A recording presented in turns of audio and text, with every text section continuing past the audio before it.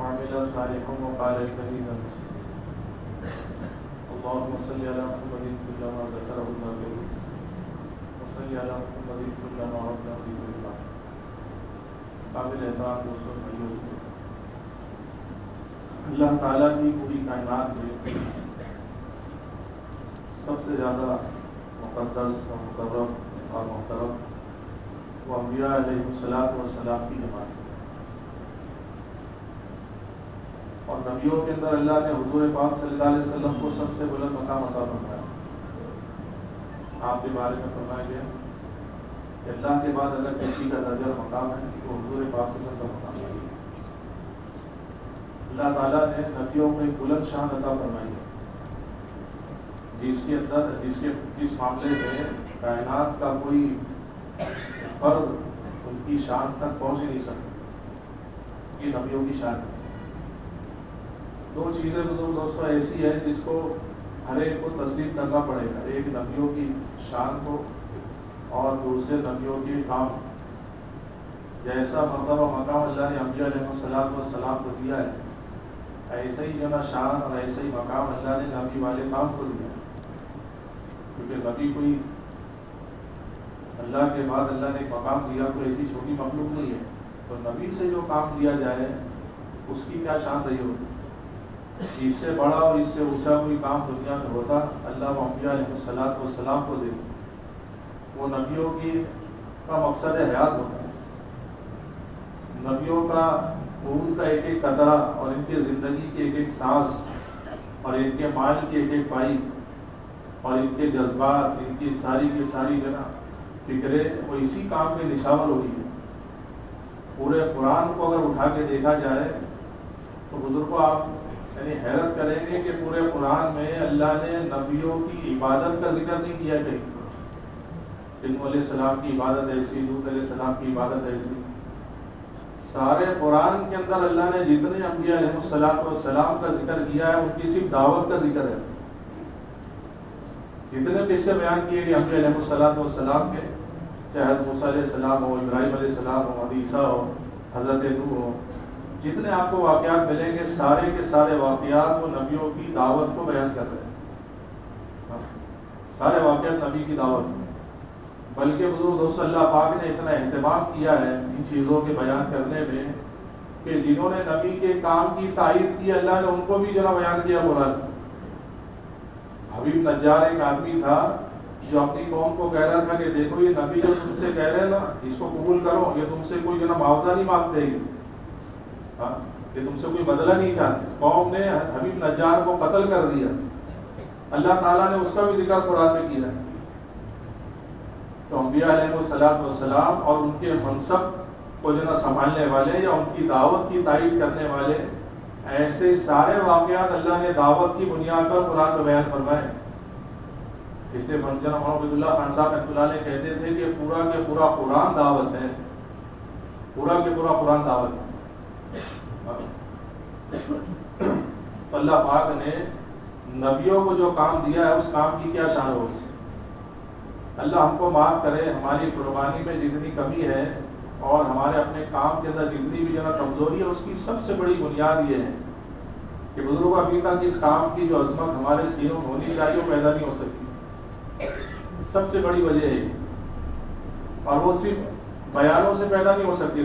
ایک چیز تو یہ ہے کہ ایک اللہ کسی کو اپنی طرف سے عطا کر دے، وہ اللہ کی خاص عطا ہے کہ اللہ کسی کے دل میں کام کی عظمت کو اپنی جو نا قدرت سے پیدا کر دے تو اس کو تو حاصل ہے بات کہ جنہوں نے قسمیں کھائی کہ اللہ نے نبی کی عظمت انہیں کے دلوں میں پیدا فرما دی. جو نہیں چاہ رہے اللہ کے رسول کی بات کا سننا وہ ایسے قدردان بنے کہ اللہ کے نبی کے بلغم کو بھی اپنے جسم میں مگائے. تو وہ اللہ کی شان ہے، اللہ کی قدرت. تو ایک تو اللہ کی طرف سے عطا کیا جاتا ہے اور اس کے عطا کرنے میں اس کے پاس کوئی یعنی کیا کہنا کوئی اللہ کے پاس نہ کسی کی شخصیت اثر انداز کیا کہنا مقام کو رکھتی ہے، نہ کسی کی صلاحیت. بغیر صلاحیت والوں کو بھی دینا جانتا ہے جس سے چاہے اس سے. ابو جہل موجود ہے، عتبہ، شیبہ، ربیہ، صفوان بن امیہ، یہ ایسے لوگ تھے کہ جو عرب کے اندر جو نا ایک بڑا مقام رکھتے تھے. ان کو بعد جو نا ان میں سے اکثر کو تو نہیں ملا, جن کو ملا ان کو بھی بعد میں ملا. شروع میں ملا عمار کو, یاسر کو, بلال کو, شعیب کو, سلمان کو رضی اللہ عنہ اجمعین. ان حضرات کو اللہ نے پہل کی توفیق دے دی. دور سے آنے والوں نے قدر کی ہے. اللہ کے نبی فرمائے سلمان رضی اللہ عنہ کی طرف اشارہ کر کے کہ دین سریا پر ہوتا تو میرے صحابہ میں کچھ لوگ ایسے کہ یہ سریا سے دین لے کر آتے, وہاں سے بھی جا کے پکڑ لیتے دین کو. چنانچہ بزرگوں صحابہ کی سیرت بتاتی ہے کہ جو آدمی جتنا قریب ہوتا ہے نا اس کے اندر وہ بات نہیں ہوگی, جو جتنا دور ہوگا وہ زیادہ قدردان ہوگا. علی رضی اللہ عنہ فرماتے تھے سعادت کی قدر وہ کرتے ہیں جو ظلمتوں کے اندھیروں میں جو نا اندھیروں سے گزرتے ہیں. جو بدبختی دیکھتے ہیں ان کو سعادت کی قدر ہوتی ہے. سمجھ رہے بات؟ ایک آدمی نے جو نا اجالے میں آنکھ کھولی ہو تو اس کو کیا پتا اندھیرا کس کو کہتے ہیں, وہ کیا اجالے کا قدردان ہوگا. جس نے اپنی زندگی کا اکثر ایسا اندھیرے میں گزارا ہو تو ایک چھوٹے سے بلب کے روشنی کی بھی قدر کرے گا. تو یہ اللہ کا نظام کہ دور والوں کے اندر جو نا زیادہ قدردانی ملے گی. سلمان رضی اللہ عنہ فارس سے جو چلے ہیں, پورا تفصیلی واقعہ سلمان کا اگر دیکھا جائے خود فرماتے ہیں کہ مجھ کو جو نا 10 سے زیادہ آقاؤں نے خریدا ہے. جس عمر میں ان کی عمر علماء متفق ہے وہ 250 سال ہے. 250 سال کی عمر ہر سلمان کو ملی. اور جو اختلافی رائے کے اعتبار سے دیکھا جائے تو بعضوں نے یہ کہا ہے کہ حضرت عیسیٰ علیہ السلام کا زمانہ ہر سلمان فارسی نے پایا ہے. پہلا نکاح ان کا 200 سال کی عمر میں ہوا ہے. بس خواہش یہ تھی کہ پہلی مرتبہ کسی راہب سے سنا کہ آخری زمانے میں ایک نبی مبعوث ہوں گے, اور ان کی شان یہ ہوگی, وہ سارے مناقب فضائل ان کے سامنے آئے. تو بس ایک ہی تمنا تھی کاش کہ اس نبی کی ایک مرتبہ زیارت نصیب ہو جائے. اللہ میری زندگی اتنی دے کہ اس نبی کو دیکھ سکوں اور اس نبی کے ہاتھ پہ ایمان لا سکوں. تو واقعی میں خلوص تھا نیتوں میں. تو اللہ پاک نے وہ سارا کے سارا جو ہے زمانے کے اعتبار سے اور عمر کے اعتبار سے اللہ نے پورا سفر کروایا اور مدینہ تک پہنچ گیا ہے سلمان. تو یہ ہوتا ہے بزرگ دوست اللہ کا نظام. تو اس وقت ہمارے اپنے دلوں کے اندر اس کام کی عظمت کے نہ ہونے کی وجہ ایک تو یہ ہے کہ ایک تو اللہ کی عطا ہے, جس کو شاید اللہ دے دے, پہلی بات نہیں کہہ رہا تھا, من جانب اللہ عطا ہوتی ہے. اللہ کسی کو چاہے بغیر اس کے دے دے. ایک صحابی فرماتے تھے کہ میرے انگلی کے جتنے پورے ہیں کہ اتنی مرتبہ میں نے قسم کھائی تھی کہ اللہ کے رسول کے قریب بھی نہیں جاؤں گا, اللہ کے نبی کی بات بھی نہیں سنوں گا. لیکن کہتے تھے میرے کو ایسا لگتا تھا کہ جیسے میرا کسی نے گریبان پکڑ کے کھینچا اور میرے حلق کے اندر ایمان کو داخل کر دیا. تو یہ اللہ کی عطا تھی ہے. ایک تو دوستو اللہ کا یہ نظام ہوتا ہے جو اللہ اپنی قدرت سے چلاتے ہیں. اس میں کوئی شخصیت, کوئی صلاحیت, کوئی معنی نہیں رکھتی ہے. جس کو میں اکثر کہتا ہوں, عمر صاحب رحمۃ اللہ علیہ کہتے تھے کہ نہ گوری کو دیکھے نہ کالی کو دیکھے, پیا جس کو چاہے سواگن وہی ہے. صلاحیتیں والے ایک طرف رہ جاتے, اللہ غیر صلاحیت والوں سے لے لیتا, غیر صلاحیت والوں سے. ابھی ضمنی مشورے کے اندر میں نے بات سنا تھا ادریس بھائی کی, تو واقعی یعنی بہت دل کو لگی بات کہ امریکہ میں لوگ جو کون سے لوگ گئے سب سے پہلے تبلیغ کا کام لے کر, وہ جماعت میوات کی کہ ان کو پنکھے نہیں معلوم ہو, کیا نہیں معلوم, تو بھائی لکڑا ڈال کے پنکھے رکا رہے تھے, کیا کر رہے تھے. اور یہ لوگ ہیں امریکہ. ہم تو صلاحیت والے تو ہمارے آس پاس میں ہزاروں ملیں گے ہمارے. تو یہ اللہ کا نظام ہے. ایک تو اللہ کی طرف سے آتا ہے, اور دوسرے بزرگوں کہ ہم یہ چاہیں کہ اللہ ہم سے کام لے لے. اگر ہم یہ چاہتے ہیں کہ یہ عطا ہم کو بھی ہو جائے تو دوستو اس کا راستہ صرف جو نا قربانی اور مجاہدہ ہے. مجاہدوں کے بعد جو نا بقدر اللہ کی طرف سے عظمت عطا ہوتی ہے. جتنا مجاہدہ ہوگا اتنا ہی بزرگ اللہ عظمتوں کے اندر عظمتوں کے اعتبار سے ترقی دیں گے. جس کو مولانا یوسف صاحب رحمۃ اللہ علیہ فرماتے تھے جتنا مجاہدہ کرو گے اتنا ہی مشاہدہ کرو گے. صحابہ کی سیرت بتاتی ہے ایسو کہ جو جتنے بڑے مجاہدے پر ہے اس کام کے اعتبار سے قربانی کی اسی سطح پر اسی عظمت پہ ملے گی. ابو بکر رضی اللہ عنہ پہلے دن سے قربانی پر ہے, پہلے دن سے ساتھ دیا اللہ کے نبی کا. ہجرت کا جب حکم آیا اللہ کے نبی کو, آپ حضرت ابو بکر کے مکان پہ گئے, جانے کے بعد ساری بات دوپہر کے وقت آپ پہنچے تو دیکھا حضرت اسما اور حضرت عائشہ رضی اللہ عنہ یہ جو مکان میں تھی.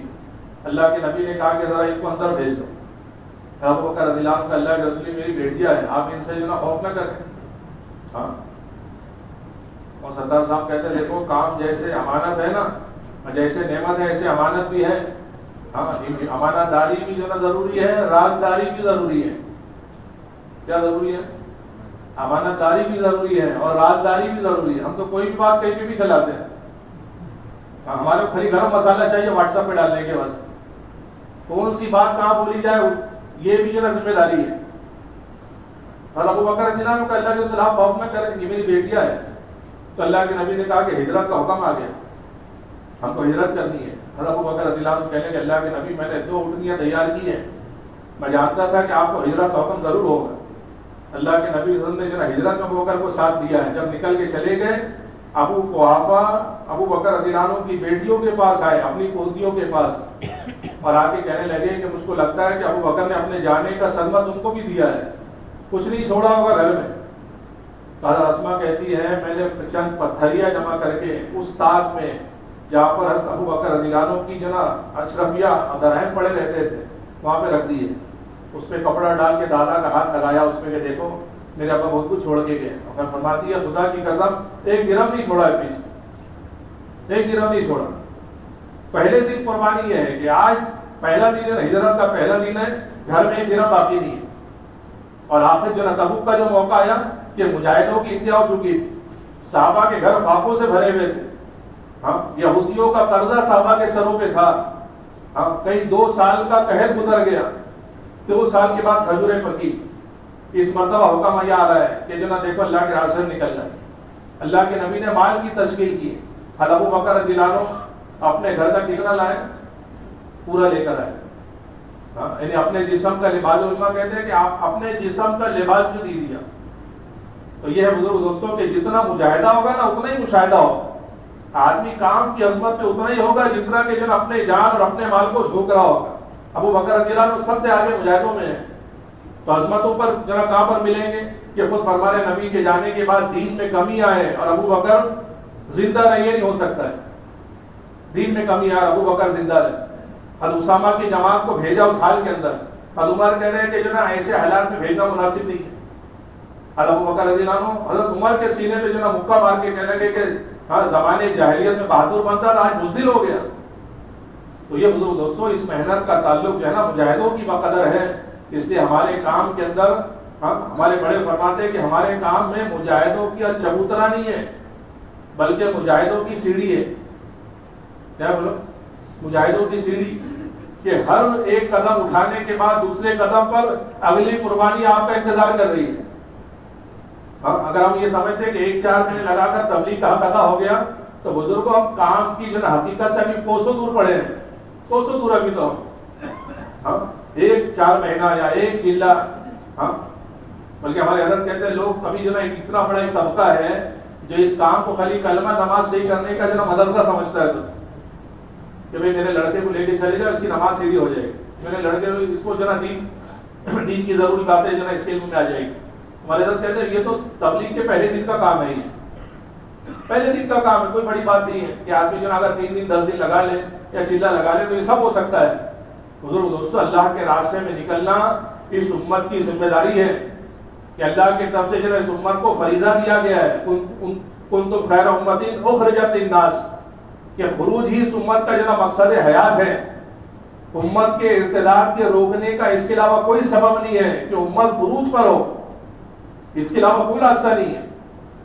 ہاں اور بزرگ دوستو اللہ پاک نے دین کی محنت کا جو مطالبہ ہے ہاں وہ انسانوں کے اجسام سے کیا ہے, آلات سے نہیں کیا. کہ ہم یہ سمجھ رہے ہیں کہ آلات سے بھی دین کا کام ہو جائے. ہاں ہمارے اللہ اکثر مثال دیتے ہیں اس کہ ایک آدمی کے پاس اگر مسواک نہیں ہے 2 برس کر لے, کیا کرے 2 برس, تو کیا خیال ہے مسواک کے 70 فائدے ہیں, 2 برس میں 70 فائدے حاصل ہو جائیں گے؟ 2 برس سے 70 فائدے کہ نہیں, وہ تو مسواک کے فائدے ہیں, 2 برس سے حاصل نہیں ہو سکتے ہیں. ہاں ایسے جو نا بزرگوں عبادت وہ انسان کے جسم سے متعلق ہے, انسان کے جسم سے. ہاں ہمارے حضرت کہتے تھے کوئی مشین ایسی بن جائے کہ جو نماز پڑھنے لگ جائے, تو کیا خیال ہے جب ایک آدمی مشین خریدے میں میرے طرف سے 5 نمازیں یہ پڑھ لے, تو کیا خیال ہے مشین کی نماز ایک جو نا روبوٹ سری کا ہو وہ نماز پڑھ رہا ہے تو وہ ہماری نماز کا بدل ہو جائے. احکامات جو ہے وہ مشین سے آلات سے متعلق نہیں ہے, جتنے اللہ کے احکامات ہیں وہ انسان کے جسم سے متعلق ہے. تو جیسے عبادت انسان کے جسم سے متعلق ہے، ایسے دعوت بھی انسان کے جسم سے متعلق ہے. ہاں آلات سے نہیں ہو سکتی ہے یہ. ہاں کہ ہم خالی جو نا واٹس ایپ پہ جو نا دعوت چلا دیں یا یوٹیوب کے اوپر جو نا خالی اپنی بات چلا دیں کہ بزرگوں کو اس سے بات پہنچ سکتی ہے، ہدایت نہیں پہنچے گی. ہاں آلات سے خالی کانوں میں پڑے گی، لیکن دل میں اتر جائے کہ دل میں اتر جانے کے لیے مجاہدہ شرط ہے. اس کی اللہ کے نبی صلی اللہ علیہ وسلم کی پوری سیرت اور حضرات صحابہ اکرام کی پوری سیرت اس کی گواہ ہے کہ اللہ کے نبی صلی اللہ علیہ وسلم نے صحابہ کو مجاہدوں پہ ڈالا ہے. ہاں اللہ کے نبی صلی اللہ علیہ وسلم نے اس امت کی جو نا حدیثوں میں 2 مثالیں دی ہیں. سنو بات، اس امت کی اللہ کے نبی نے 2 مثالیں دی ہیں. ایک مثال تو آپ نے دی کہ یہ پوری کی پوری امت ایک جسم کے اعضاء کی طرح ہے، ایک جسم کی طرح ہے. پوری کی پوری امت ایک جسم ہے، ایک جسم کے اعضاء کی طرح ہے. حضرت فرمانے لگے یہ بتاؤ کوئی آدمی کے انگوٹھے میں زخم ہو جائے، انگوٹھے میں زخم آ گیا تو اس کو ایسا کہیں کہ آپ کے فلانے صاحب جو ہے نا ان کا انگوٹھا بیمار ہو گیا، کیا بولے گے؟ جب یہ کہ فلانے صاحب بیمار ہے، یہ نہیں کہا جائے گا کہ فلانے صاحب کا انگوٹھا بیمار ہے. ہاں ایسے فرمانے لگے کہ اس امت کو اللہ کے رسول نے پوری جو نا ایک جسم کے اعضاء کی طرف مثال دی ہے. تو یہ پوری کی پوری امت چاہے وہ رنگ و نسل میں بٹی ہوئی ہو، چاہے وہ قبائل میں اور جو نا ممالک میں بٹی ہوئی ہو، دنیا کے کسی بھی خطے میں ہو، یہ پوری کی پوری امت ایک جسم ہے. اس امت کے ایک شعبے کی بے دینی یہ اس شعبے کا مسئلہ نہیں ہے، بلکہ پورا کے پورا ایک امت کا مسئلہ ہے. ہاں پوری امت کا مسئلہ ہے یہ. کسی ایک ملک کی جو نا بے دینی اس ملک کا مسئلہ نہیں ہے، اس پوری امت کا مسئلہ ہے. اس لیے ہم کہتے ہیں کہ اگر مشرق میں کوئی بے دین ہے، مغرب والے سے اس کا سوال ہوگا، اور کوئی مغرب میں ہے تو مشرق والے سے اس کا سوال ہوگا. ایک فرد پر پوری امت کی ذمہ داری ہے، اور پوری امت پر ایک فرد کی ذمہ داری ہے. پوری امت پر ایک فرد کی اور ایک فرد پر پوری امت کی ذمہ داری ہے، ایک جسم کے اعضاء کی طرح ہے. دوسری مثال اللہ کے نبی نے اس امت کے لیے وہ جہاز سے دی ہے کہ اس امت کی مثال ایسے جیسے سمندر پر ایک جہاز چل رہا ہو جس کی 2 منزلیں ہو، ایک کچھ لوگ اوپر کے حصے میں اور کچھ نیچے کے حصے میں. نیچے والوں کو پانی کی ضرورت پڑ رہی ہے تو اوپر جانا پڑتا ہے. اگر وہ یہ کریں کہ سمندر کے اندر ہی سوراخ کر لو تاکہ نیچے سے پانی مل جائے تو کیا ہوگا؟ اگر نیچے سے پانی لینے لگے تو سوراخ کیا جائے تو پوری کشتی پورا جہاز ڈوبے گا. اگر اوپر والے یہ کہتے کہ کام کرو نیچے والوں کو واٹس ایپ پہ میسج بھیج دو، کیا کرو؟ واٹس ایپ پہ یہاں سے میسج بھیجو ان کو کہ سوراخ مت کرو نہیں تو سب ہلاک ہوں گے. یا پھر یہ کہ پورے جہاز میں پمپلیٹ لگا دو کہ دیکھو جہاز میں سوراخ کرنا کتنا خطرناک ہے، تو کیا خیال بچ جائیں گے سارے؟ یا یہ کہ پورے جہاز میں جو نا خالی اناؤنس کر دو، اعلان کر دیا جائے وہ علینا الا البلاغ، ہم نے پہنچا دیا، وہ جانے اب ان کے کام جانے. یعنی حدیث کے الفاظ آپ دیکھیں، حدیث کے الفاظ یہ اللہ کے نبی فرما رہے کہ ان کا جا کر ہاتھ پکڑ لو. کیا کرو؟ جا کر ان کا ہاتھ پکڑنا پڑے گا، تب نیچے اور اوپر والے بچ سکتے ہیں. خالی اعلان کر دینا کافی نہیں ہے، خالی بول دینا کافی نہیں ہے. اس امت کی مثال اللہ کے رسول نے یہ دی ہے.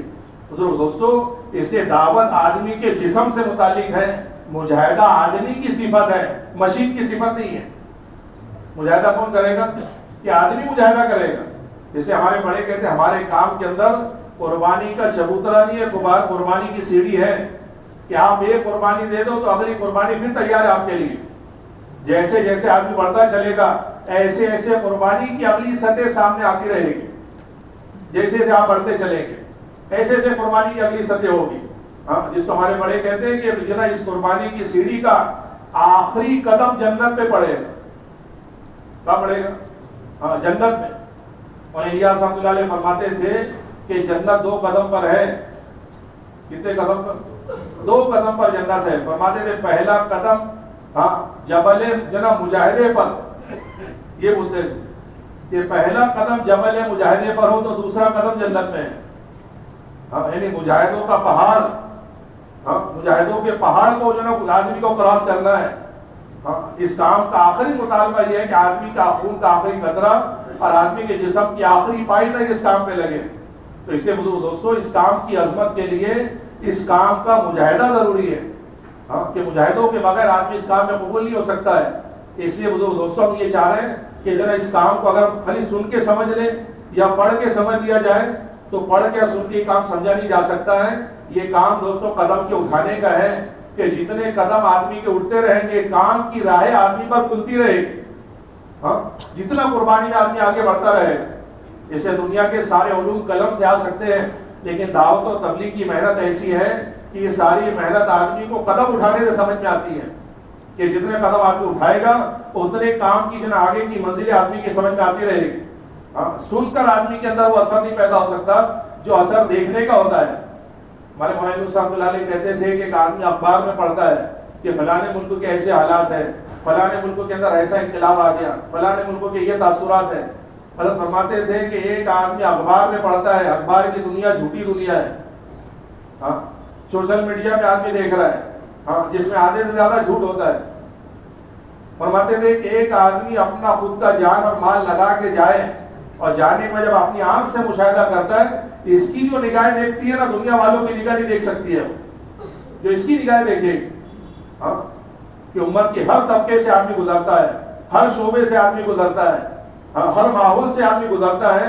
امت کی جو دینی اور دنیاوی سطح اس کو نظر آتی ہے وہ اخبار پڑھنے والے کو اور اپنے مقام پہ بیٹھ کے سننے والے کو سمجھ میں نہیں آ سکتی ہے امت. ہاں اس سے ہمارے حضرت ابھی کہہ رہے تھے ساؤتھ افریقہ میں ایک حدیث حضرت نے پڑھی کہ جناب دیکھو خبر جو ہے نا معائنے کے برابر نہیں ہے. خبر اور معائنہ ایک جیسا نہیں ہو سکتا ہے. ایک آدمی خبر سنے اور ایک آدمی آنکھ سے دیکھے. تو اس پہ حضرت نے جناب مثال دی قرآن سے. جب موسیٰ علیہ السلام کوہ طور پر گئے, اللہ کی طرف سے بلاوا تھا توریت کے دینے کے لیے. موسیٰ علیہ السلام کو کوہ طور پہ رکنا پڑ گیا.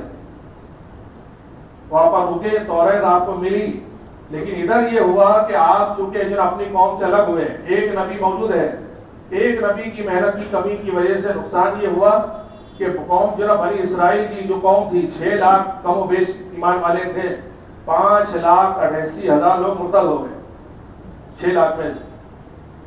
تو وہاں پر خبر حضرت موسیٰ علیہ السلام کو اللہ دے رہے کہ موسیٰ تم ادھر آ گئے اور ادھر تمہاری قوم جو ہے وہ سامری کے فتنے میں مبتلا ہو گئی. یہ خبر اللہ نے دی ہے حضرت موسیٰ علیہ السلام. حضرت موسیٰ علیہ السلام نے ساری خبر سنی لیکن وہ کیفیت جو آنے کے بعد ہوئی ہے وہ وہاں پر نہیں ہو سکی. جب واپس آئے تو دیکھا کہ قوم جو ہے وہ جو بچڑے کی پوجا میں لگ گئی اور قوم کی اکثریت گمراہ ہو گئی. اتنا ایسی کیفیت موسیٰ علیہ السلام کی بنی اور اتنے غم اور غصے میں تھے کہ جو توریت کی تختیاں تھی وہ جو ہے زمین پہ توڑ دی اور حضرت ہارون علیہ السلام کی داڑھی پکڑ کے کھینچ رہے ہیں کہ کیا کر رہا تھا کہ یہ قوم مرتد ہو گئی. حضرت کہنے لگے آپ بتاؤ کیا موسیٰ علیہ السلام کو یہ خبر تو کوہ طور پہ مل گئی؟ خبر کہاں ملی؟ کوہ طور پر. اور خبر کس نے دی ہے؟ اللہ نے.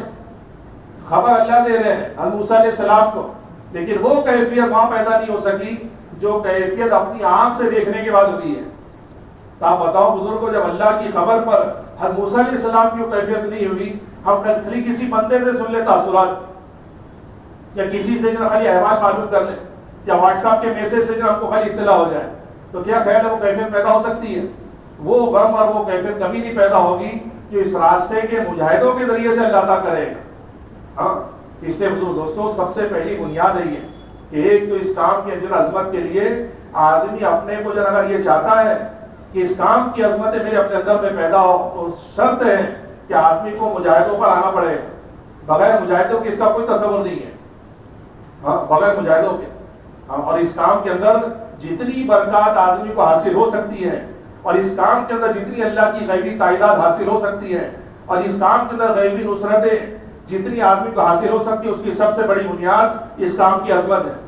جسے مولانا الیاس صاحب اللہ علیہ کہتے تھے جو اس کام کو کرے اور اللہ کی مدد پہ یقین نہ کرے فاسق و فاجر ہو سکتا ہے. وہ فاسق و فاجر ہے. عظمت کے بغیر کچھ نہیں ملے گا. صحابہ کو جو کچھ ملا ہے صحابہ کی عظمتوں پر ملا ہے. اللہ اس کے رسول اور اللہ کے دین کے کام کی جو صحابہ کی پاس عظمتیں ہیں, بلکہ 10ویں پارے کے اندر اللہ نے یہ ساری چیزوں کو گنایا ہے کہ 10 محبتوں کو اللہ نے گنایا کہ دیکھو 10 چیزیں ہیں اگر اللہ سے اور اللہ کے رسول سے لوگ خالی اتنی بات بیان کرتے ہیں قرآن اللہ رسول کی محبت. حالانکہ آپ دیکھیں کہ 10 محبتوں کو گنانے کے بعد اللہ نے اس کے مقابل میں 3 چیزیں بیان کی ہیں. کتنی چیزیں؟ 3. کہ یہ 10 محبتیں، تمہاری بیویاں، تمہارے بچے، تمہارے اہل اور تمہارا کاروبار، ہاں جس کے جو چھوڑنے سے تم کو نقصان کا اندیشہ ہے، اور تمہارے گھر، تمہارا وطن، ایسی 10 چیزیں گنائی ہیں. اور یہ 10 کے مقابلے میں 3 محبتیں گنائی ہیں. ایک اللہ کی محبت، دوسرے اللہ کے رسول کی محبت، اور تیسرے اللہ کے راستے میں نکلنے کی محبت. یہ 3 چیزوں پر اگر یہ 10 محبتیں بڑھ گئی تو اللہ کہہ رہے کہ ہمارے عذاب کا انتظار کرو گے. ہاں ہمارے عذاب کا. چنانچہ اللہ، اس کے رسول اور اللہ کے راستے کی عظمتیں جو صحابہ کے اندر ہم کو ملے گی، یہ کیا کچھ کم ہے قیامت تک کے آنے والوں کے لیے. حضرت صحابہ کرام کی زندگی کہ 1 لاکھ سے زیادہ صحابہ کی قبریں جو دنیا کے اندر بنی ہیں، یہ اسی عظمت کو تو سمجھاتی ہے. ہاں جو محبتیں ان کے دلوں میں ہے اللہ، اس کے رسول کی اور مسجد نبوی کی اور اللہ کے رسول کی زیارت کی، وہ تو بعد والوں میں جو اس کی مثال ملنا مشکل ہے. صحابہ خود فرماتے تھے کہ ہم کو نبی کی معجزہ ذات سے ایسا تعلق تھا اور نبی کی زیارت کے ہم ایسے مشتاق رہتے تھے کہ اگر آدھی رات میں آپ کی یاد آ جاتی تو یہ خطرہ محسوس ہوتا کہ اگر آپ کو نہ دیکھ لیں تو جان نکل جائے گی. ہاں آپ کی جان نکل جائے گی. ہمارے پرانے ساتھی تھے مشتاق میں مرحوم، اللہ غنی کے رحمت کرے، وہ کہتے تھے اللہ کے نبی صلی اللہ علیہ وسلم کی سب سے بڑی قربانی، اللہ کے نبی صلی اللہ علیہ وسلم کی سب سے بڑی قربانی وہ مکہ کو چھوڑنا ہے، بیت اللہ کو چھوڑنا. یہ اللہ کے رسول کی بڑی قربانی تھی. اور فرماتے تھے حضرات صحابہ کرام کی سب سے بڑی قربانی وہ حضور پاک صلی اللہ علیہ وسلم کو چھوڑنا ہے. ہاں انہوں نے اللہ کے رسول کی صحبت چھوڑی ہے. آج بزرگ دوستوں ساری دنیا وہاں پہ جا کے مرنے کی تمنا کرتی ہے. وہاں کے جو اس جگہ مرنے کے فضائل ہم تک پہنچائے کس نے؟ ہاں مدینے کی مسجد میں لوگ نماز پڑھنے کے خواہش مند ہیں. ہم کو کس نے بتایا کہ مسجد نبوی میں ایک نماز پڑھنے کا ثواب 50,000 کے برابر ہے، حرم میں نماز پڑھنے کا ثواب 1 لاکھ کے برابر ہے. یہ انہی صحابہ کی قربانیوں کا صلہ ہے جنہوں نے قبریں دنیا میں بنائی ہیں تاکہ ہم تک فضیلتیں پہنچ سکے. ان کی قبریں بنی ہیں. یہ فضیلتیں جنہوں نے دنیا والوں کو سنائی اور یہ فضیلتیں دنیا میں جو دنیا کی کناروں تک جنہوں نے پہنچائی، ان کی قبریں اس علاقے کے اندر نہیں ہیں. یہ اللہ کے رسول، اللہ اس کے رسول کے راستے کی محبتیں تھی کہ اپنی جو محبتوں کو قربان کیا ہے، نبی کی صحبت کو قربان کیا ہے، مدینے کے قیام کو قربان کیا ہے. ایک جماعت آئی آزم کے پاس، منتخب میں ہے یہ، اور اللہ کے نبی ہم آگے رات یہی پہ اپنے گھر یہی گزار لیں، ایک رات ہم مدینے میں گزار لیں، صبح کو چلے جائیں گے. اللہ کے نبی صلی اللہ علیہ وسلم نے اللہ کے راستے کے مجاہدوں کو 1 رات مدینے میں رکنے نہیں دیا. آپ یہ فرمائے تم نہیں چاہتے کہ تم آج کی رات جنت کے باغ میں قیام کرو؟ کیا کرو؟ تم نہیں چاہتے آج کی رات جنت کے باغ میں گزارو؟ تو ریاض الجنہ کہاں پر ہے؟ ارے ریاض الجنہ کہاں پر ہے؟ ہاں تو کتنے لوگ مطمئن ہیں اس جگہ پہ خالی 2 رکعت پڑھ رہے ہیں، کیا کہتے ہیں اس کے لیے اپوائنٹمنٹ دیا جا رہا ہے، سال میں 1 مرتبہ کسی کو مل سکتا ہے، اس کے بعد دوبارہ موقع نہیں ہے. تو ریاض الجنہ تو مسجد نبی میں ہے، اور اللہ کے نبی اللہ کے راستے کے مہمانوں کو یہ کہہ رہے ہیں کہ تم نہیں چاہتے کہ آج کی رات تم جنت کے باغ میں گزارو، مدینے میں قیام مت کرو، مدینے سے باہر نکل کے قیام کرو. کہ یہ بتایا کہ اللہ کے راستے کی ایک رات کا کیا مقام ہے، کہ جس کے لیے ریاض الجنہ کی قربانی دی جا سکتی ہے، جس کے لیے مسجد نبی کے قیام کو قربان کیا جا سکتا ہے. ایک صحابی کا انتقال ہوا، منتخب کے اندر ہے، مدینے میں ان کا انتقال ہوا. اللہ کے نبی فرمانے لگے کاش یہ مدینے کے باہر مرتا. یہ کیا مرتا؟ ہاں یہاں ہزاروں نہیں لاکھوں مسلمان یہ چاہتے ہیں کہ اللہ کے رسول کے روضے کے پاس مرے، مدینے میں مرے. اور یہ بزرگوں جو حضرات صحابہ اکرام ہیں، اللہ کے راستے میں جا کے اپنی قبریں بنانا ان کا جو شوق تھا اور ان کا مشغلہ تھا. ان کی زندگی کا مقصد یہی تھا کہ اللہ کے راستے ہماری جان کام آ جائے. عورتیں روتی تھی اس بات پر کہ میرا قبر گھر میں مر رہا ہے بزدلوں کی طرح سے. آج بزرگ دوستوں بتائیں یہ عظمت ہمارے اپنے دلوں میں کہاں چلی گئی؟ ہم تو گھر سے باہر نکل لیں، بلکہ ہم تو بزرگوں کام میں قدم اٹھاتے اگر قربانی کا ارادہ کر بھی لیں، ہم قربانی کا ارادہ اگر کر بھی لیں تو ہم اپنا سب سے پہلے اپنے حالات دیکھتے ہیں کہ میرے حالات اجازت دے رہے ہیں، میرے پیچھے کیا مسائل ہیں. اگر میرے حالات اجازت دے دے تو میں قربانی دے دوں، اگر حالات نہیں ہے، وقت نہیں ہے، تو پھر اتنا کوئی ضروری نہیں ہے. بزرگ دوستوں یاد رکھنا، جتنا آدمی صفات کی حقیقت کو اتنا ہی پہنچ سکتا ہے. اللہ ہم کو اس کی سمجھ عطا فرما دے. صفات کی حقیقت آدمی کو صرف اتنی حاصل ہو سکتی ہے جتنی محنت کی حقیقت حاصل ہوگی. ہاں ایمان ایک صفت ہے، نماز ایک صفت ہے، علم اور ذکر ایک صفت ہے. ہاں یہ صفت کہ بزرگوں ایک صفت خالی کیا کہتے ہیں، صفت کا تعلق خالی تحریر سے نہیں ہے، صفت کا تعلق تقریر سے نہیں ہے. سنو بات، صفت کا تعلق خالی بیان سے نہیں ہے، صفت کا تعلق جو نا آدمی کے اندرون سے ہے. صفت جو نا باہر کی چیز نہیں، آدمی کے اندر کی چیز ہے وہ، اور اس کی محنت کو جو نا دعوت کہتے ہیں، اس کی محنت کو دعوت کہتے ہیں. ایمان کی تقریر آدمی کر سکتا ہے لیکن ایمان کی حقیقت بزرگوں دعوت کی قربانی سے حاصل ہوگی. ہاں جو نبیوں نے جب نبیوں نے ہاں جو محنت نبی لے کر آئے. ایک مرتبہ ہمارے اقبال حفیظ صاحب سے ایک ساتھی نے سوال کیا تھا یہ کہ آپ بھی یہ تبلیغ میں جو نا کئی مرتبہ ایسا سننے کو ملتا ہے کہ کوئی کہتا ہے 6 نمبر کا مذاکرہ، بعضے کہتے ہیں 6 صفات کا مذاکرہ، اور بعضے کہتے ہیں 6 باتوں کا مذاکرہ. تو کہا کہ یہ اس کو کیا بولا جائے گا، یہ 6 نمبر ہے، 6 صفات ہے یا 6 باتیں ہیں؟ اقبال حفیظ صاحب نے جواب یہ دیا تھا، دیکھو اگر گنائے جائے نا، شمار کیے جائے پہلا دوسرا تیسرا، تو کہنے کا گنائے جائے تو نمبر ہے، اگر بیان کی جائے تو باتیں ہیں، بیان کی جائے تو، اور اگر زندگی میں نظر آئے تو پھر صفاتیں ہیں، اگر اندرون میں ہو تو صفات ہے. ہاں اور بزرگ یہ صفات کہ جو نا قربانی کے وقت مولانا صاحب اللہ علیہ کا ملبوس ہے، اور فرماتے تھے کہ جو آدمی محنت کی جتنی حقیقت سے قریب ہوگا، ہاں جو محنت میں جتنا محنت کی حقیقت سے قریب ہوگا، صفات کی حقیقت اللہ اتنی عطا فرمائیں گے.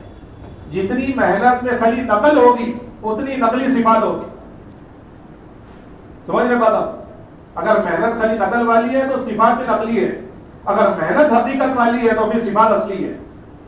ہاں اصلی صفات اور حقیقی صفات کا تعلق وہ محنت کی حقیقت سے ہے، اور محنت کی حقیقت بقدر مجاہدہ اور بقدر مشقت ہے کہ جتنا آدمی جو اپنے مجاہدے میں جو صحابہ کی قربانی سے قریب ہوتا جائے گا اتنی صفات کی حقیقت آدمی کو حاصل ہوگی. اور یہ وہ صفات ہے کہ بزرگوں اس کو جو اگر آپ تحریر پہ لکھنا تحریر کرتے جائیں تو کتابیں کم پڑھ سکتی ہے، ان صفات کے آخری سرے حاصل نہیں ہو سکتے ہیں. اس لیے کہ ان صفات پہ صحابہ کی زندگی ہم کو جو کمال درجے میں ملے گی. ان صفات میں اگر صحابہ کو ہم تولیں گے نا، اس لیے ہمارے حضرت کہتے ہیں کہ اپنے یہ ساری صفات کو صحابہ کی زندگی میں تلاش کرو تو پتہ چلے گا صحابہ ایمان کی کس معیار پر ہے، نماز کے کس معیار پر ہے، علم کے کس معیار پر ہے، ہاں اللہ کے تعلق کے کس معیار پہ صحابہ ہے، اخلاق کے کس معیار پر ہے. ابھی تو بزرگوں یہ صفات کی ہم کو ہوا بھی نہیں لگی ہے. ایک مرتبہ فتح کریم بھائی پہلے چلے کی تشکیل مولانا یوسف صاحب نے ان کی تھی، پہلے چلے کی تشکیل کی. یہ خط مولانا یوسف صاحب کا ان کے جنا گھر پہنچا کہ یہ جنا خط مل جائے تو فوراً نظام الدین آ جائے. یہ پہنچے وہاں، جیسے ہی پہنچے یہ اپنی کارگزاری کو خود سناتے تھے، جو معروف ہے مشہور بھی اکثر پرانے ساتھی جانتے ہیں. کہ میں جیسے گیا مولانا یوسف صاحب اللہ علیہ کے پاس، حضرت نے کہا دیکھو ایک جماعت ہے، یہ کوئی سمجھ میں نہیں آ رہا تھا لے جانے والا کہ تم جنا میرے کو یاد آ گئے تو میں تم کو بلا لیا، یہ جماعت لے کے چلے جاؤ. مولانا صاحب نے جماعت ان کے حوالے کی، اور جماعت لے کے چلے گئے. کہنے کہ میرے پاس بہت تھوڑی رقم تھی، کسی طرح تنگی میں اور بڑی جو اس سے دقت سے وہ سفر پورا کر کے واپس آیا. واپس آنے کے بعد حضرت کہنے لگے دیکھ فتح کریم ایک جماعت 1 ہفتے سے آ کے پڑی ہے یہاں پر، اس کو لے جانے والا کوئی نہیں ہے، بہتر ہوتا تم ہی لے کے چلا جاتا. کہ حضرت کی بات کا میں انکار نہیں کر سکتا کہ میں نے پھر کچھ پیسے بچے تھے وہ لے لیے. میں نے اپنے ساتھیوں سے کہہ دیا دیکھو کہنے لگے ایک بات میں تمہارا ذمہ دار ہوں، کھانا جو ہے نا اگر ہم 10 لوگ ہیں تو صرف 9 کا بنے گا، میرے کھانے کی تم نے فکر مت کرنا.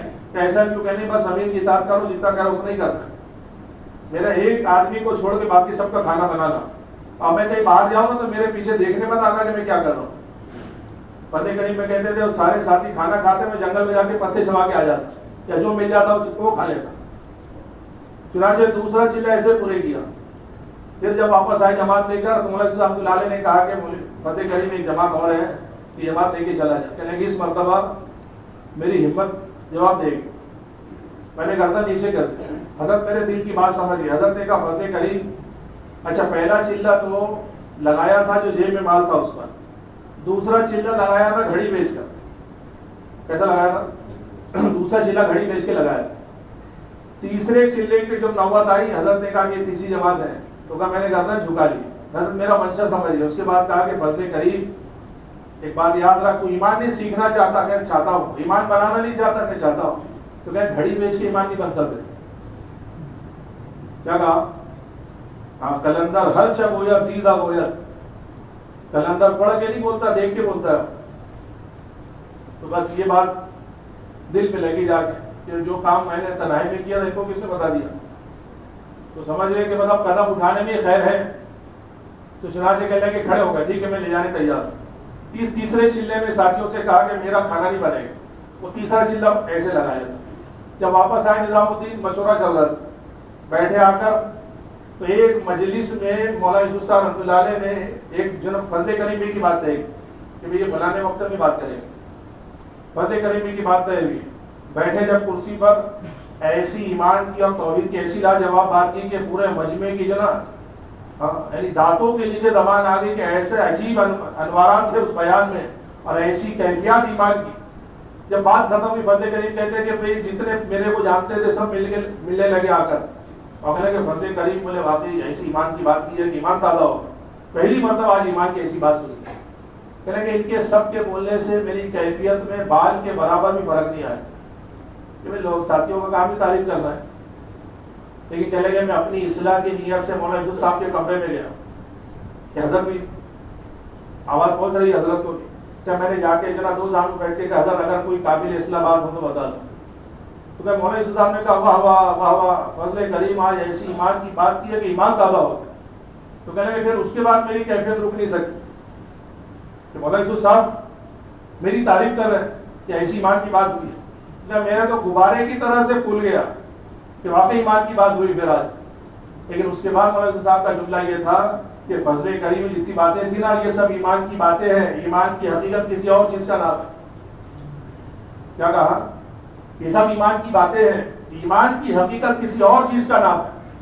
حضور کو ابھی تک ہم کلمہ نماز بنانے یعنی اس کا بننا وہ تو ابھی بہت دور ہے. بنا ہوا کلمہ کیا ہے اور بنی ہوئی نماز کیا ہم یہ بھی نہیں جانتے. ابھی بنی ہوئی نماز کہتے ہیں کس کو ہے؟ ہاں بنی نماز کس کو کہتے ہیں؟ ہمارے حضرت کہنے لگے لوگ یہ سمجھتے ہیں کہ جو نماز کی نیت باندھنے سے لے کر تو سلام کے پھیرنے تک جو اللہ کے غیر کا خیال نہ آئے. کیا نہ آئے؟ اللہ کے غیر کا خیال نہ آئے. حضرت کہنے لگے کہ اس کو نماز کا کمال نہیں کہتے. یہ نماز کا کمال نہیں ہے, یہ تو نماز کی ابتدا کی کیفیت ہے. یہ پہلے دن کی کیفیت ہے کہ آدمی مشق اتنی کرے گا تو اتنا تو ہو ہی جائے گا. اب نماز میں نہیں اللہ میاں یاد آئیں گے تو کہاں پہ یاد آئیں گے بتاؤ پھر؟ ارے نماز میں بھی اللہ کا دھیان نہیں آئے گا تو پھر کہاں آئے گا؟ مسجد میں بھی اللہ یاد نہیں آئے گا تو پھر کہاں آئے گا؟ تو یہ کمال نہیں ہے نماز کا کہ نماز میں اللہ یاد آ جائے. نماز کا کمال یہ کہ نماز کے باہر اللہ یاد آ جائے. کہاں پر؟ ان الصلاۃ تنہی عن الفحشاء والمنکر. کہ نماز کی صفت ہے یہ, نماز کی حقیقت یہ ہے کہ نماز بے حیائی سے روک دے آدمی کو. نماز کیسے روک دے؟ بے حیائی سے. تو خالی نماز میں اللہ کے دھیان کو لوگ بولے ایسی کیفیت اور ایسی لذت اور ایسی حلاوت, یعنی بزرگوں یہ مطلوب اور مقصود نہیں ہے. ہاں اس لیے اللہ کے نبی صلی اللہ علیہ وسلم کی نماز میں, سنو میری بات, نبی کی نماز میں اور صحابہ کی نماز میں آپ کو بڑا فرق نظر آئے گا اسی چیز کا. ہاں اللہ کے نبی کی نماز کو دیکھو اور صحابہ کی نماز کو دیکھو. حضرت علی رضی اللہ عنہ کو تیر لگ گیا جو اللہ کے راستے نکالنے لگے تو دقت ہونے لگی. ہاں بعضوں نے رائے دی کہ کام کرو جب نماز کی نیت باندھے تو پھر نکال لینا. نماز کی نیت باندھے وہ تیر نکل گیا, احساس تک نہیں ہوا. ہاں عبداللہ بن زبیر نماز پڑھ رہے ہیں, ان کے بچے پہ سانپ لپٹ گیا اور ان کو پتہ ہی نہیں چلا. سلام کے بعد کہنے لگے شور کاہے کر رکھا, تمہارے بچے کی تو جان گئی تھی, اللہ تمہارے حال پہ رحم کرے. یعنی یہ حال زین العابدین رحمۃ اللہ علیہ نماز پڑھے پورا گھر جل گیا, لوگوں نے آ کے آگ بجھائی. تو یہ جو نا صحابہ میں اور تابعین میں آپ کو یہ معیار ملے گا نماز کا. اور اللہ کے نبی صلی اللہ علیہ وسلم کی نماز کا یہ حال ہے کہ اللہ کے نبی صلی اللہ علیہ وسلم نماز میں سجدے میں ہیں, امام حسین اور حسن آپ کی جو نا پیٹھ پر آ کے بیٹھے ہیں. تو کیا کیا آپ نے؟ سجدہ لمبا ہو گیا کہ بچوں کے جو نا اس میں محبت میں آپ نے سجدہ لمبا کر دیا. ایک موقع پر آپ نماز پڑھا رہے پیچھے سے, چونکہ اس زمانے میں عورتیں مسجد میں آ رہی تھی, پیچھے سے کسی بچے کے رونے کی آواز آئی تو اللہ کے رسول نے نماز مختصر کی، اس کے بعد کہا کہ بچوں کو نہ لایا کرو، ان کے رونے کی وجہ سے مجھ کو دقت ہوتی ہے نماز میں۔ تو کہاں جو نا بچے پہ سانپ لپٹنے کا احساس نہیں، کہاں ڈھول بجنے کا احساس نہیں، کہاں تیر نکلنے کا احساس نہیں، اور ایک اللہ کے نبی کی نماز ہے۔ میں آپ سے سوال کرتا ہوں، افضل نماز کس کی ہے؟ ارے افضل نماز کس کی ہے؟ اللہ کے رسول کی افضل نماز ہے۔ آپ کی نماز افضل نماز ہے، کیوں؟ اس لیے کہ بزرگوں اللہ نے اس نماز کا امت سے مطالبہ نہیں کیا ہے کہ ایسی نماز پڑھو کہ جو نا ڈھول بجنے کا بھی احساس نہیں ہو، یا ایسی نماز پڑھو کہ تیر نکلنے کا احساس نہیں ہو، یہ مطالبہ نہیں کیا گیا۔ مطالبہ یہ ہے سلو کما رأیتمونی اصلی، ایسی نماز پڑھو جیسے نبی پڑھ رہے ہیں۔ کیسی نماز کا مطالبہ ہے؟ ایسی نماز جیسے نبی نے نماز پڑھی ایسی نماز کا مطالبہ ہے۔ ہاں نماز یہ مانگی گئی ہے، ہاں ایمان صحابہ والا مانگا گیا ہے۔ ایمان کون سا مطلوب ہے؟ آمنو کما آمن الناس، کہ ایسا ایمان لاؤ جیسے صحابہ ایمان لائے۔ تو نماز نبی کی نمونہ ہے، ایمان صحابہ کا نمونہ ہے، جیسے کہ نبیوں کی ایمان کی پرواز کہ اس تک کوئی پہنچ نہیں سکتا ہے، ہاں نبی کے برابر کوئی نہیں ہو سکتا ہے۔ ہاں اس لیے بزرگ دوست اللہ نے ایمان کا معیار طے کیا صحابہ کو، کہ ایمان کے لیے ایمان کی کسوٹی صحابہ ہے، ایمان کا معیار صحابہ ہے، کہ ان کے آگے ان کی جو ایمان کی سطح سے آگے کوئی نہیں بڑھے گا۔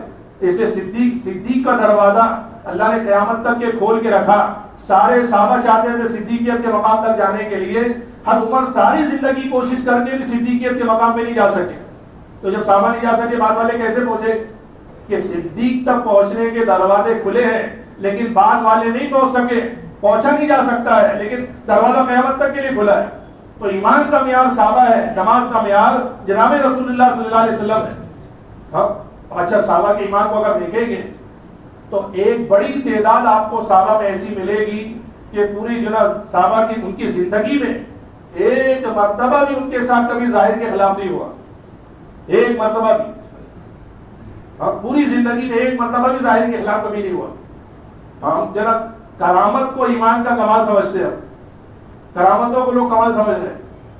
ہاں کچھ آدمی جو نا کیا کہتے ہیں ظاہر کے خلاف دکھائے یا کر دے تو لوگ کمال کا ایمان ہے۔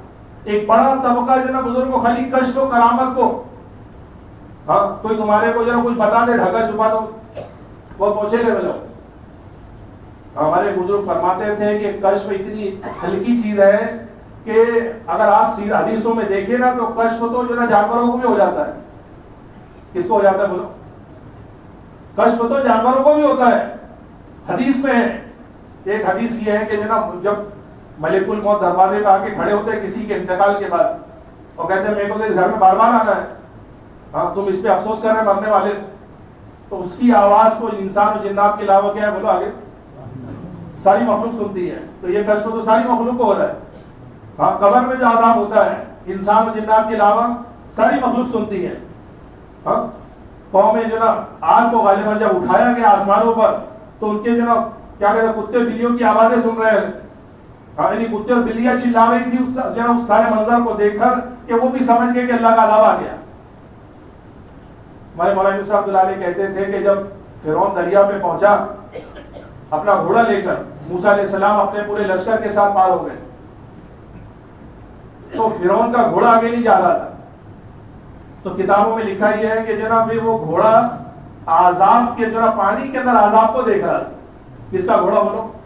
فرعون کا گھوڑا، اس کو بھی پانی میں عذاب نظر آ رہا تھا۔ تو جانوروں کو بھی اتنا کشف تو جانور کو بھی حاصل ہے۔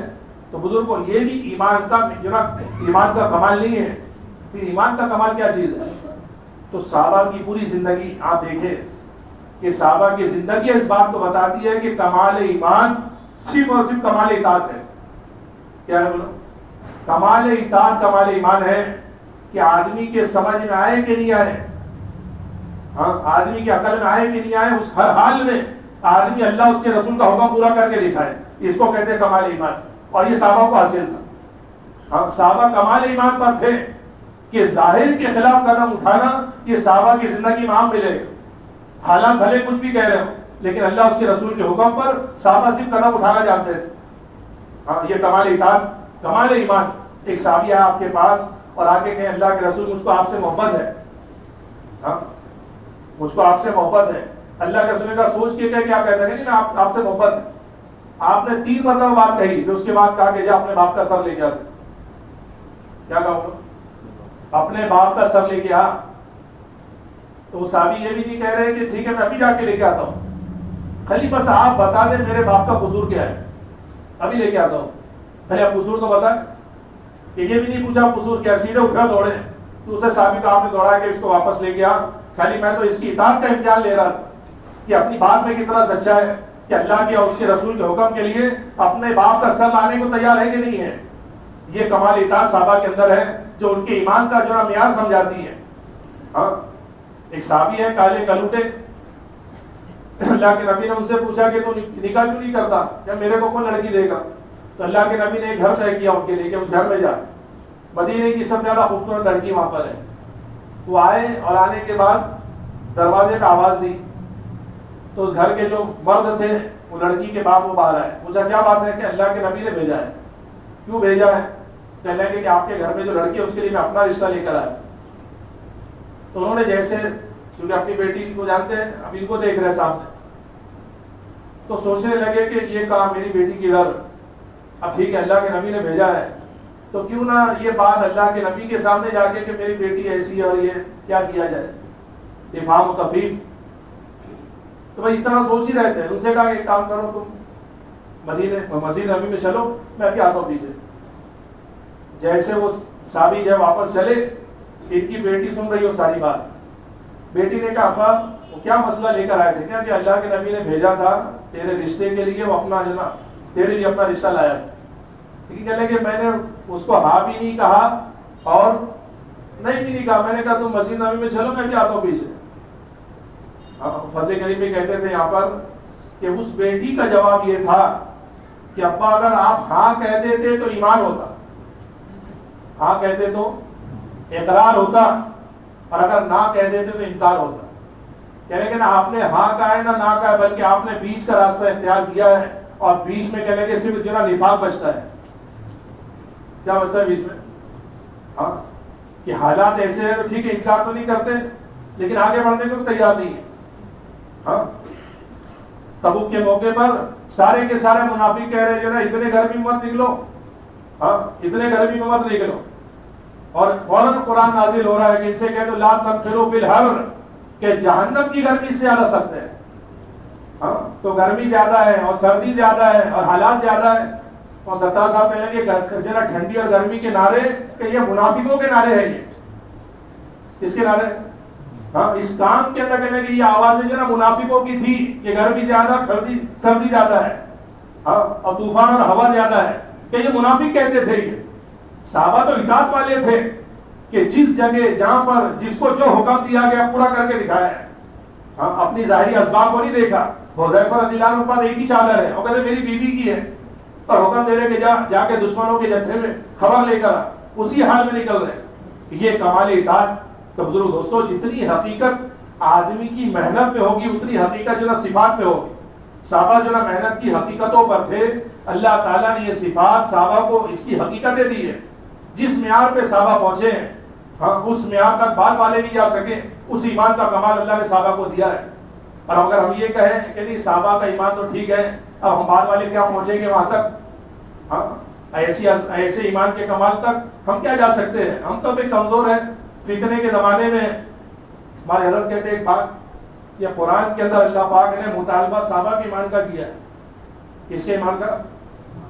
قرآن میں اللہ نے مطالبہ صحابہ کے ایمان کا کیا ہے. کہنے لگے اگر یہ ممکن نہیں ہوتا کہ قیامت تک کہ جو نا صحابہ جیسا ایمان نہیں بنایا جا سکتا، اگر یہ ممکن نہیں ہوتا، اللہ کی علیم و خبیر ذات ہے، اللہ وہ اس ایمان کا مطالبہ ہی نہیں کرتی. اگر ایسا ایمان نہیں بن سکتا تھا تو قرآن تو قیامت تک کے لیے نازل ہوا ہے. قرآن کے سارے پیغامات اور قرآن کے سارے احکامات قیامت تک کے لیے، اور قرآن کی ساری خبریں قیامت تک کے لیے. حالات اور موسم و زمانے کے اعتبار سے قرآن کی نہ بات بدلے گی، نہ خبر، نہ احکامات بدلیں گے.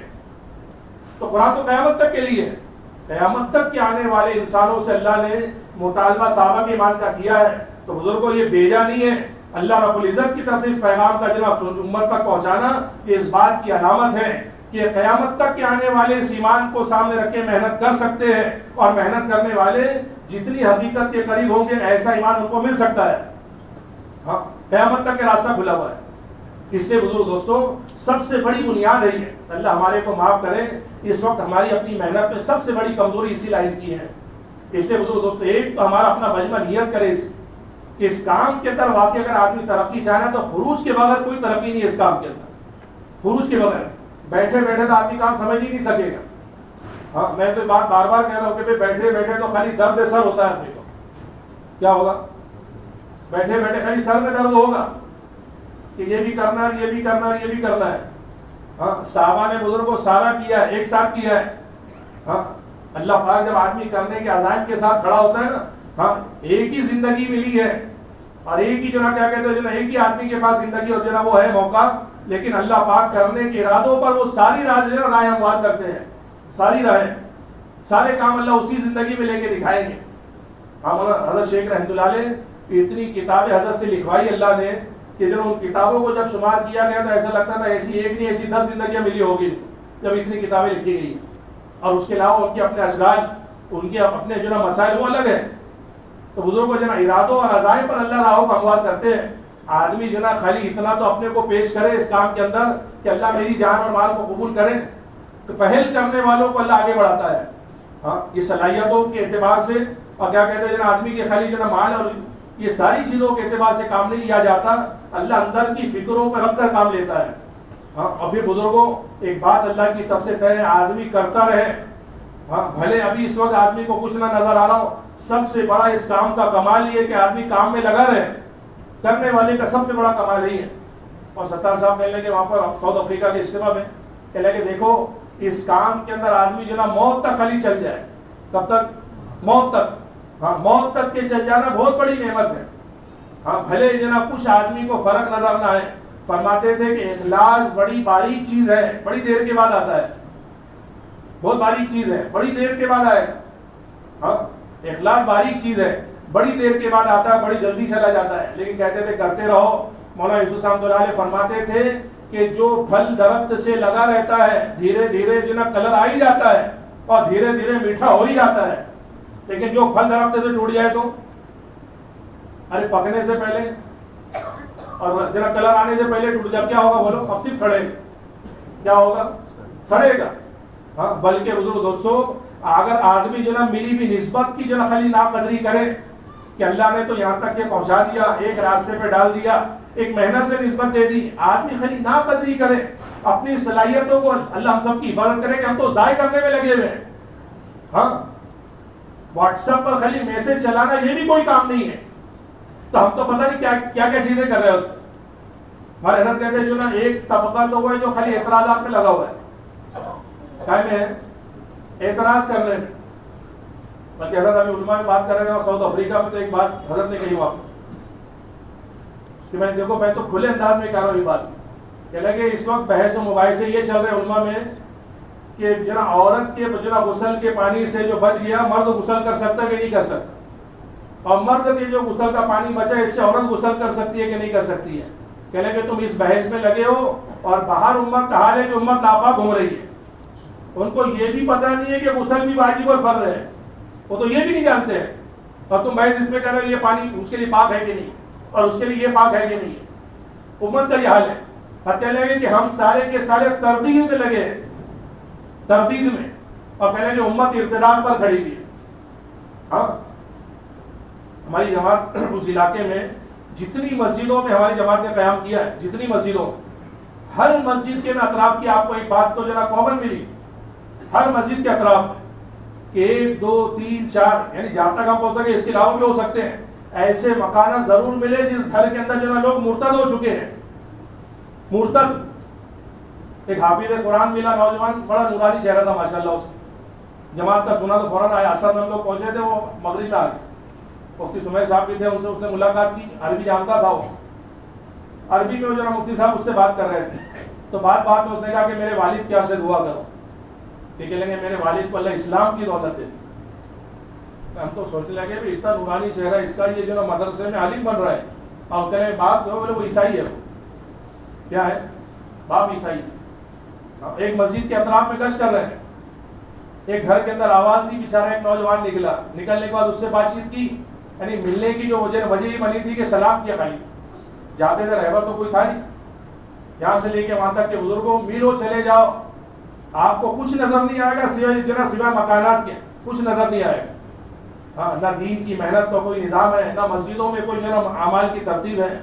اس اعمال دعوت کے نہیں ہونے کی وجہ سے ارتداد چاروں طرف سے جو ارتداد کی الغاز ہے. نہ جان محفوظ ہے نہ مال محفوظ ہے، یہ حالات. تو چنانچہ سلام کر رہے تھے، ایک گھر میں سلام کیا تو اس نے کہا وعلیکم السلام ورحمۃ اللہ وبرکاتہ. اب اتنا بڑا جواب سمجھ کے دینے کا سمجھ میں آ گیا کہ مسلمان نہیں، تو رک گئے. وہ باہر آیا، آنے کے بعد کہا کہ آپ مسلم ہو؟ نہیں میں مسلمان نہیں ہوں. تو سلام تو پورا جناب نے جواب پورا دیا ہے. تو اس نے کہا کہ 3 سال پہلے بولے میں مسلمان ہوں. کتنے سال پہلے؟ 3 سال پہلے. کیوں، کیا ہوا؟ کہنے کہ 3 سال پہلے میرے اوپر جو کاروباری حالات آئے جس کی وجہ سے میری عورت، میری بیوی مجھ کو چھوڑ کے چلی گئی، میں ٹوٹل جو لاس ہو گیا. اس کے بعد کہنے کہ میں اتنا پریشان تھا کہ میں یہ چاہ رہا تھا کہ میں کس سے مشورہ کروں، کیا کروں، کہ تمہارے جیسے جو لوگ ابھی آئے نا، ابھی اس سے پہلے کوئی آئے نہیں میرے پاس. ہاں کہنے کہ البتہ اس پورے 3 سال اس زمانے میں مرتد ہونے سے پہلے 2 مرتبہ چرچ سے لوگ آئے اور انہوں نے میرے پیٹھ پہ ہاتھ رکھا، ہاں میرے زخموں کے اوپر مرہم رکھا، میرے کو ہمت حوصلے کی بات کیا، کہا کہ تمہارا اتوار کو آیا کرو وہاں پر. کہ وہ لے کے گئے، بڑا سکون محسوس ہوا، ان کی بات سے ہمت ملی کہ میں مرتد ہو گیا. یہ بات ہم نے دوسری رات اس مسجد کے مصلیوں کے بیچ میں سنائی کہ دیکھو تمہارے فلانے. تو وہ یقین نہیں کر رہے تھے کہ کیا. بولے گھر نمبر بتاؤ پہلے، ہمارے گھر نمبر کون سا ہے، کیا نام ہے اس کا. مسجد کے امام کا میرے کو بھی نہیں پتا کہ وہ اس گھر میں بولے مسلمان ہے. کہ بزرگوں حال یہ مسجد میں آنے والوں کو مسجد کے اطراف کے اندر کون مسلمان اور کوئی غیر مسلم وہ تک نہیں پتا ہے. ایک گھر پہ جو نا سلام کیا تو ایک عورت آگے گئی وعلیکم السلام. تو ہم نے کہا کہ کوئی مرد ہے گھر میں؟ تو کہا نہیں، پہلے میرے گھر میں کوئی مرد نہیں ہے. تو کہا کہ آپ مسلمان ہیں؟ تو اس نے کہا نہیں میں مسلمان نہیں ہوں. کہتے وہ سامنے میری بہن ہے نا کہ وہ مسلمان. اس کے پاس جا کے اس کی بہن سے جب پوچھا تو پتا چلا یہ مرتد ہو چکی ہے. کہ دوستوں یہ حال امت کا ہے یہ. تو آپ بتاؤ ذرا سی اس امت کے ارتداد کے روکنے کا آپ کے پاس کیا سبب ہے، کیسے روکا جائے گا؟ ہاں آج بزرگ ہم تو اپنے ماحول کی خالی داڑھی ٹوپی دیکھ کے مطمئن ہیں، اپنے ماحول کی محنتوں کو دیکھ کے مطمئن ہیں. امت کی جو نا علاقے کے علاقے میلوں چلے جائے آپ کچھ نظر نہیں آئے گا آپ کو. یعنی ایسی عبودیانیت اور ایسی بے دینی کا سیلاب امٹ رہا ہے امت کے اندر. ہاں بے حیائی ہے. اس کے بزرگ دوستوں اس کے علاوہ کوئی بجنا، اس کے علاوہ کوئی راستہ نظر نہیں آتا. ہمارے حضرت سنانے لگے وہاں پر افریقہ کے جو اجتماع کے اندر ہی، یعنی علماء کے اندر بات کر رہے تھے، بات کرتے کرتے کیا کہتے دیکھو اس مرتبہ اجتماع میں آنے سے پہلے 2 خیر نصیب ہوئی ہے، 2 خیر ملی. یہ بات حضرت نے کہی. پہلی بات کہی کہ پہلی خیر تو یہ ملی کہ مسجد نبی کی زیارت کے لیے حاضر ہوئے، عمرے کے لیے تشریف لے گئے، حرم مسجد نبی کی حاضری نصیب ہوئی. اور پھر دوسری خیر یہ ملی کہ مفتی تقی عثمانی صاحب سے کہ ہماری ملاقات ہوئی. تو مفتی تقی عثمانی صاحب کو ہم نے نظام الدین کے احوال سنائے کہ دنیا میں جو جماعتیں جا رہی ہے اور جو کارگزاری نظام الدین لے کر آ رہی ہیں وہ ساری کارگزاریاں سن کے مفتی صاحب پر ایک جو نا سکتے کی کیفیت تھی. یعنی اتنا ارتداد اور اتنی بے دینی اور جہالت کہ امت کہاں کے کھڑی ہوئی ہے. ہاں مفتی صاحب بہت زیادہ متاثر ہو ساری سن کر. اس کے بعد کہا کہ آپ نے اس کے لیے کیا جو نا لائے عمل تجویز کیا. تو حضرت فرمانے لگے ہم نے ان سے یہ کہا کہ خالی آپ دعا فرما دیں، ہم جو نا یہ ساری چیزوں کو دیکھتے ہوئے جو نا یہ بات سمجھ میں آ رہی ہے کہ امت کے گھروں کے اندر جب تک کہ جو عملی دین لے کر داخل نہیں ہوں گے اس وقت تک گھروں کا ارتداد باہر نہیں نکلے. ہم یہ چاہتے ہیں کہ ہر مسلمان عام سے عام ہو، اس کے گھر میں مسورات کا جماعت کا قیام ہو تاکہ 24 گھنٹے کا عملی دین وہاں پہ پیش کیا جا سکے. ایک تو انفرادی دعوت، دوسرے مسجد کی آبادی، اور تیسرے ہر گھر میں مسورات کا قیام. اس کے علاوہ مشکل ہے کہ امت کو ارتداد کے جناب بزرگوں کو فطرے سے بچایا جائے. یہ بزرگ دوستوں سبب ہے. یہ سارے احوال کو دیکھتے ہوئے ہمارے اپنے بڑے چیزوں کو چلانا چاہ رہے ہیں تو بزرگوں ہم سب کی ذمہ داریاں ہی ہیں. اگر ہم چاہتے ہیں کہ ہماری اپنی زندگیاں اور ہماری اپنی صلاحیتیں محفوظ ہو جائیں تو اپنے جان اور مال اور جذبات کو دوستوں ایک تو آدمی لگائے دعوت کے تقاضوں پر، اور دوسرے کہ بزرگوں یہ ہمارے اپنے کام کے بڑے بڑے عنوان ہیں. اس کو آپ معمولی نہ سمجھیں. مسجد کی آبادی کی محنت یہ معمولی نہیں ہے. ہاں بزرگوں یہی وہ جو نا سبب ہے جو امت کو بڑے بڑے فتنوں سے بچا سکتا ہے. آپ منتخب میں دیکھیں سیرت میں آپ کو فتنوں سے بچنے کی خالی دو چیزیں ملیں گی. سیرت میں 2 مثالیں ہیں. حضرت نے آخری مجلس میں کہی تھی وہاں کہ یہ بڑے بڑے فتنوں کی جناب امت میں بھرمار ہے. نئے نئے فتنے روز آ رہے ہیں. روزانہ فتنوں کا جناب تاتا بندھا ہوا ہے. اللہ کے نبی نے فرمایا کہ قرب قیامت میں ایسے فتنے آئیں گے جیسے موج در موج. دوسری روایت یہ ہے کہ جناب جیسے چٹائی کا دھاگا ٹوٹ جائے اور اس کے تنکے جیسے بکھرنے لگتے ہیں, ایسے فتنے ایک کے بعد ایک ہوں گے, ایک کے بعد ایک. تو فرمایا کہ جناب یہ سارے فتنوں کی خبر جس نبی نے دی ہے, ان فتنوں سے نپٹنے کا جناب علاج اللہ کے رسول نے کیا تجویز کیا ہے. اور فرمانے لگے سیرت میں 2 چیزیں ملتی ہیں. ایک تو یہ ہے کہ کام کرنے والوں کو کام کا اشغال بڑھایا ہے آپ نے. کیا بڑھایا بولو؟ کام کرنے والوں کی مشغولی بڑھاؤ, اعمال والے اپنی اعمال کی مشغولی بڑھائے.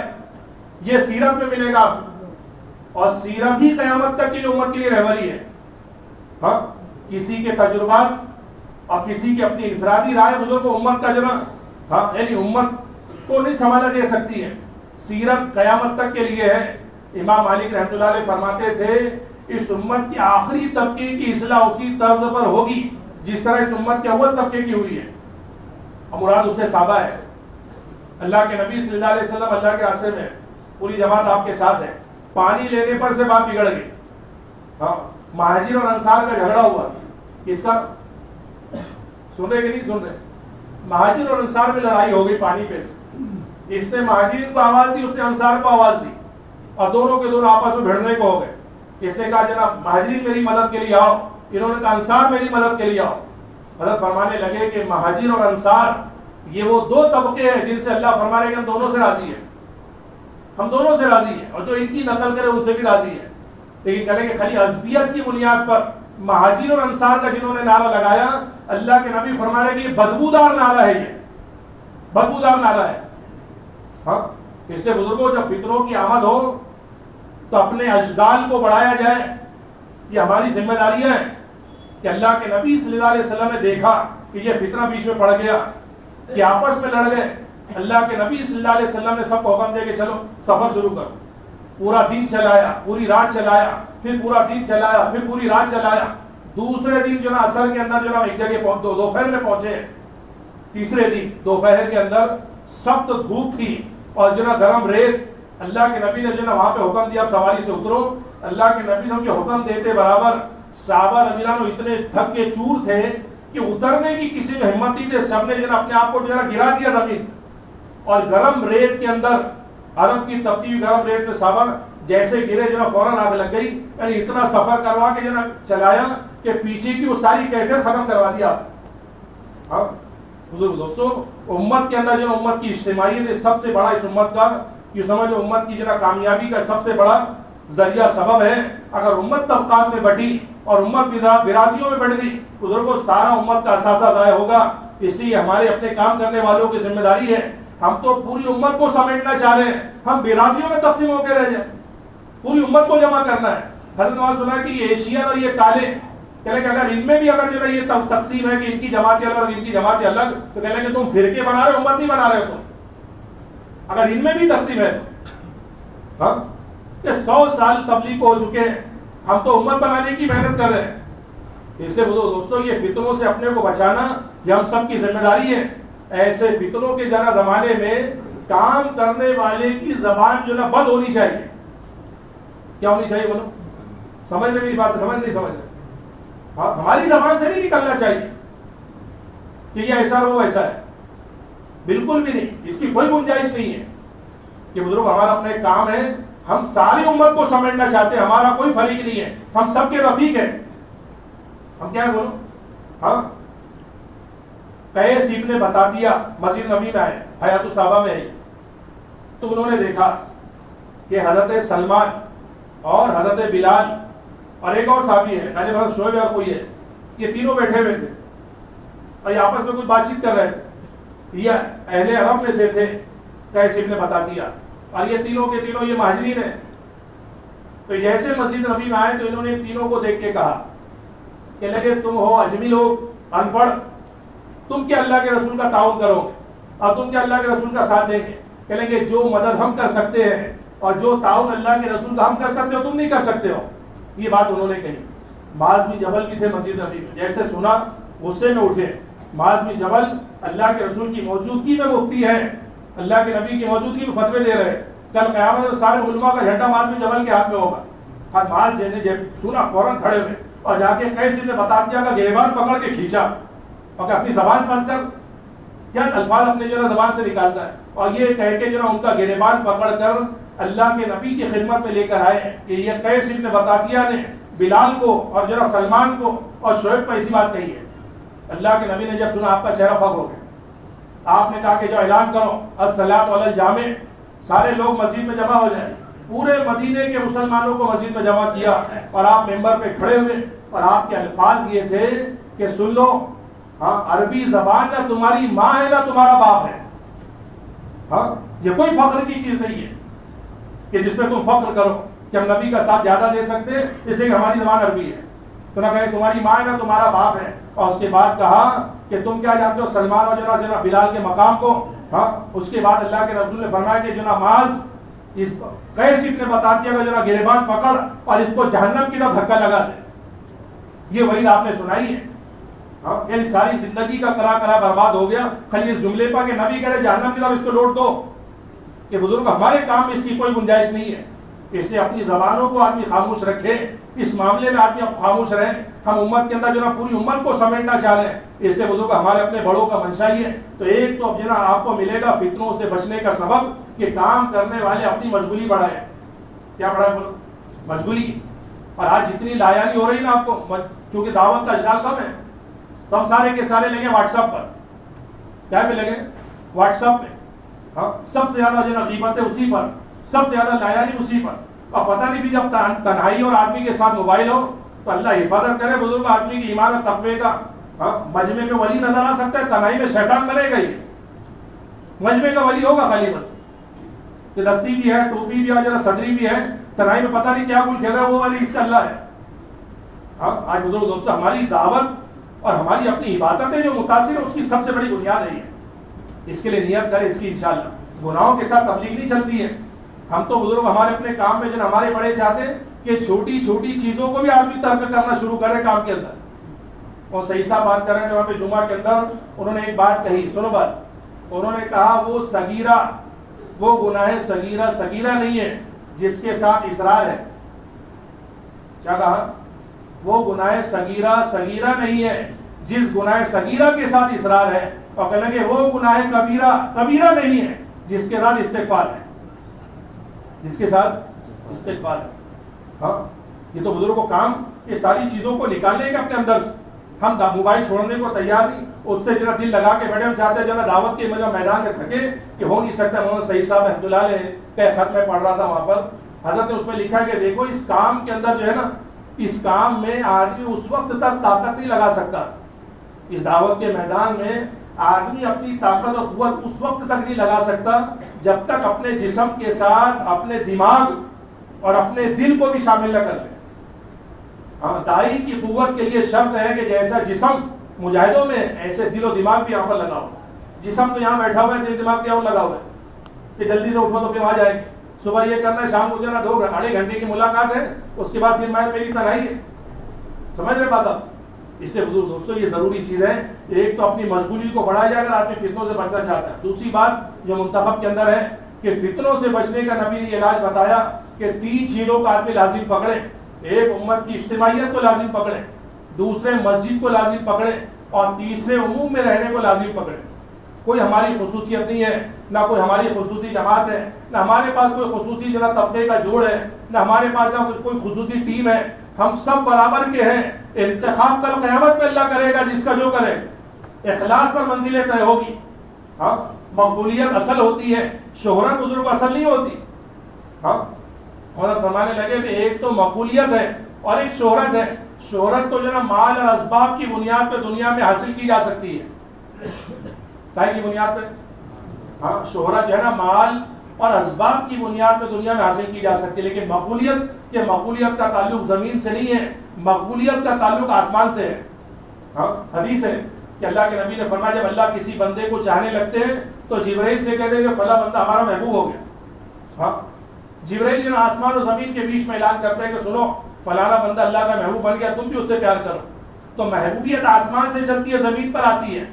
اور شہرت کی شہرت اتنی کمزور چیز ہے کہ جناب زمین سے شروع ہوتی ہے زمین پہ ختم ہو جاتی ہے. اور ستار صاحب نے سنائی وہاں پر یہ بات کہ بغداد کے اندر ہارون رشید کی سلطنت ہے اور عبداللہ ابن مبارک رحمۃ اللہ علیہ جو ہے وہاں پر درس دے رہے ہیں اور کئی ہزاروں شاگردوں کا مجمع. عبداللہ ابن مبارک رحمۃ اللہ علیہ کو چھینک آئی. کیا آئی؟ تو انہوں نے چھینک کے بعد کہا الحمدللہ. اور جتنے مریدین اور جنہ شاگرد تھے نا وہ الحمدللہ کے جواب میں انہوں نے کہا یرحمک اللہ. تو یرحمک اللہ کی آواز اتنا بڑا شور ہوا اس سے کہ پورے بغداد کے اندر اس کی گونج سنائی تھی. ہارون رشید رحمۃ اللہ علیہ اپنے محل میں تھے. بیوی پوچھنے لگی کہ کیا کسی دشمن نے حملہ کر دیا؟ تو کسی کاسب کو ذرا دوڑائے کہ دیکھو کیا ہوا باہر, کوئی دشمن نے حملہ کیا ہے. وہ جا کے واپس گئے نہیں کسی دشمن نے حملہ نہیں کیا. عبداللہ ابن مبارک کو چھینک آئی ہے, اس کے شاگردوں نے خالی جواب میں یرحمک اللہ کا, اس کی آواز آئی کہیں کی آواز یرحمک اللہ کی آواز. تو ہارون رشید کہنے لگے بادشاہ میں کہ وہ ان کی بیوی کہنے لگی کہ ہارون رشید تو خالی زمین کا بادشاہ, اصل دلوں کا بادشاہ تو یہ ہے, تو زمین کا بادشاہ خالی کہ خالی چھینک آئی تو اس کے جواب میں بغداد گونج گیا. تو ستار صاحب کہنے لگے کہ نا ایسا عبداللہ کا تو سب چاہتے ہیں, ایسا عبداللہ یہ ہر ایک یہ چاہتا ہے میرے گھر میں ایسی عبداللہ ہو. لیکن کہنے لگے عبداللہ کے لیے مبارک بھی ضروری ہے. کون؟